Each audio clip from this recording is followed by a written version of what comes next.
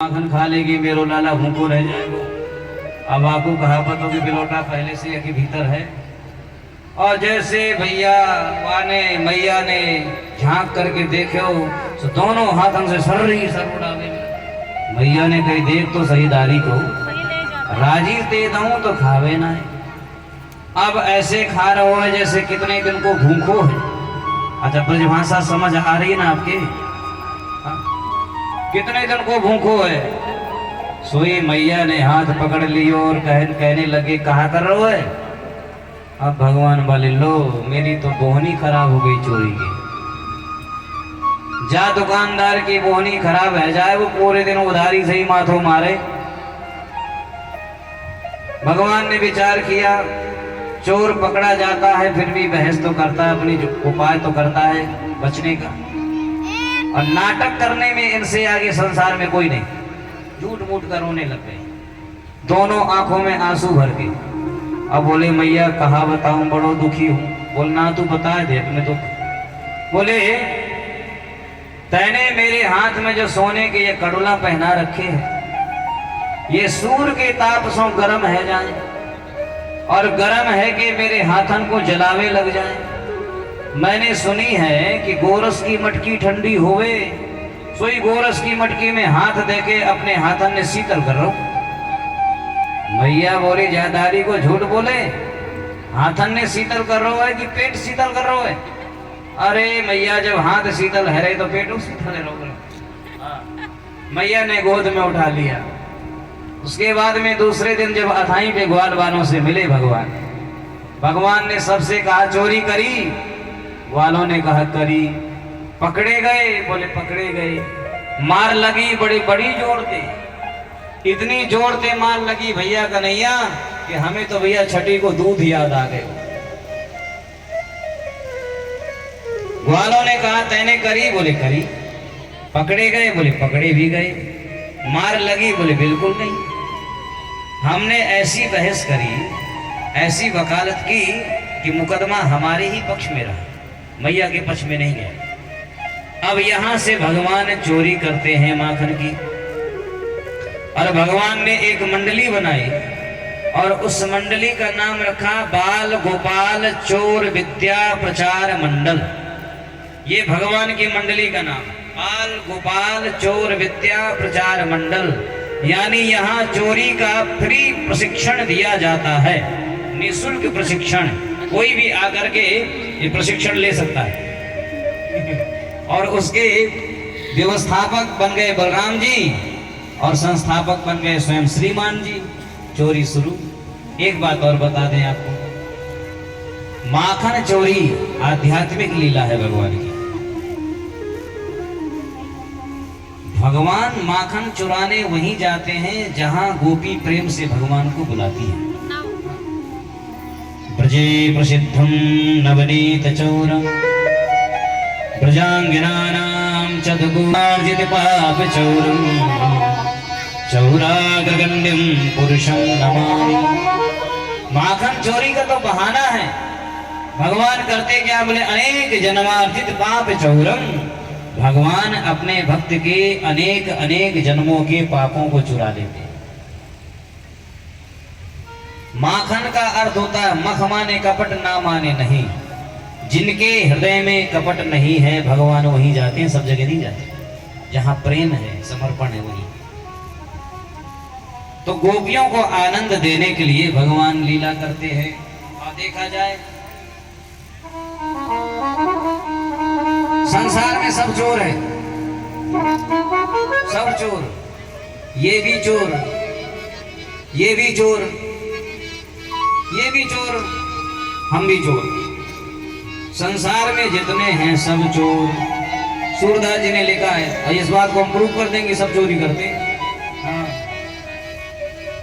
जगत में जो देखे सब चोर, जगत में जो देखे सब चोर, जगत में जो देखे सब चोर। हाँ जो देखे सब चोर, जगत में जो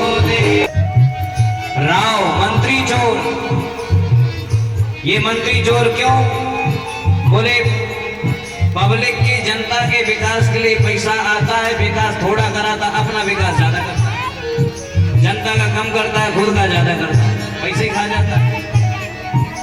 ये मंत्री चोर, रानी, ये जितनी बैठी हैं सब चोर,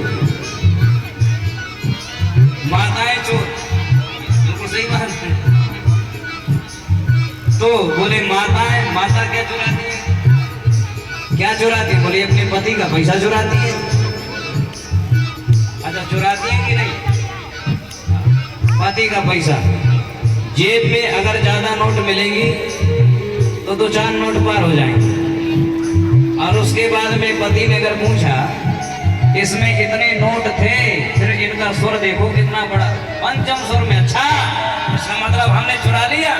पर नहीं नहीं नहीं, मैं तो पूछ रहा। ये चोरी करती हैं, जेब साफ करती हैं साल भर, फिर जाएंगे भाई को राखी बांधने मायके, और फिर भाई से कहते देख इतना इकट्ठा किया है मैंने, तू ऐसा कर कुछ कान का बनवा दे इसका मेरा। वो बनवा देता, अब बढ़िया चमचमाता हुआ पहन के आती।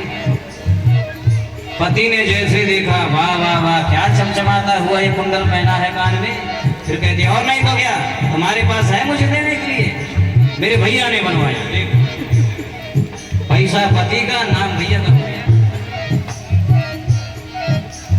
शहर चोर व्यापारी, ये व्यापारी चोर है, ये 3 का माल 13 में बेच देते।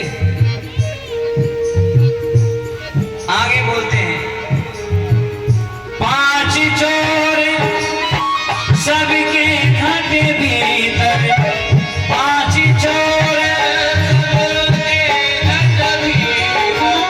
5 चोर, चाहे स्त्री हो चाहे पुरुष, सबके अंदर है।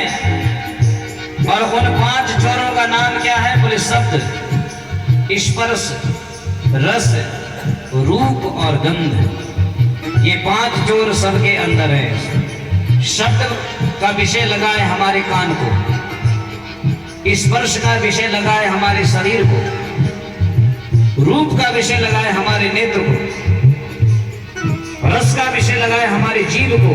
देखो, कभी खट्टा, कभी मीठा, कभी कसैला, कभी गोलगप्पा, कभी समोसा। हाँ, और गंध का विषय लगा है हमारी नासिका को। ये 5 के 5 चोर सबके अंदर है। 5 चोर सबके घटे भीतर, 5 चोर सबके घटे भीतर। कहा पुरुष कहा नारी, कहा पुरुष कहा नारी।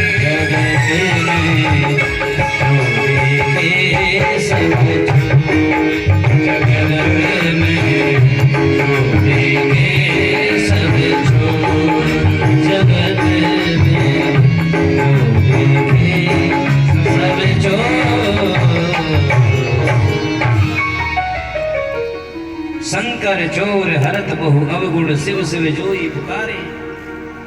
सूरदास प्रभु कहानो पढ़नो वर्णो, माखन चोर कन्हाई। सब चोर। तो भगवान माखन की चोरी करते हैं, सभी के घर में आनंद देते हैं। एक नई नई गोपी आई थी ब्रज में। हवा की सास ने कही, देख नंद को लाला बड़ो चलिया है, तो घर से बाहर मत निकल के जाइयो। और सास के डर से वो घर के बाहर नहीं निकल पा रही थी। भगवान के गुणों को सुनकर वे दर्शन तो करना चाहती थी, लेकिन सास के डर से नहीं जा पा रही थी। सास का शासन, सास किसे कहते हैं? एक महात्मा जी बता रहे थे, बोले सास उसे कहते हैं जो बहू को मर्जी से सांस भी ना लेने दे, पूरा दिन काम लगाए रखे, वो सास।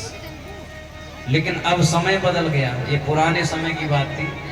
अब बहू सास को सांस नहीं लेने देती, उल्टा हो गया। बिना बहू के आज्ञा की कथा में नहीं आ सकती। एक बार की बात, एक बेचारी 80 साल की बुढ़िया घर से बाहर जाए, घर के भीतर, घर के बाहर, घर के भीतर 20-25 चक्कर लग गए उसके, सांस फूल गई, सांस लंबी लंबी लेने लगे। एक आदमी देख रहा था, बोले मैया तू भीतर बाहर क्यों कर रही है, बैठ क्यों नहीं जाती, मर जाएगी। बोले भैया मर्जी से थोड़ी कर रही हो तो। बोले मेरी बहू करवा रही है। बोले क्यों। बोले मेरी बहू बैठी है टीवी के सामने और टीवी में एक दाढ़ी वाला बाबा जी वो बोल रहा है कि सांस को बाहर करो, सांस को भीतर करो, सांस को बाहर करो, सांस को भीतर। अरे बोले वो योगा कर रही है, तू मर जाएगी।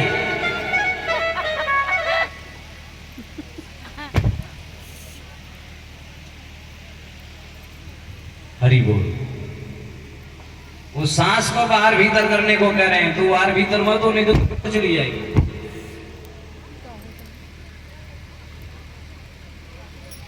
तो इसने बढ़िया एक दिन चली गई सास कहीं बाहर, मौका मिला, दही दूध के माट मटका बाहर रखी और भगवान को बुलाने लग गई। हे नंदनंदन, बड़ा सुंदर मौका है, मेरी सास भी नहीं है, इस समय आओ और मेरी माखन का भोग लगाओ। भगवान को बुलाने लग गई।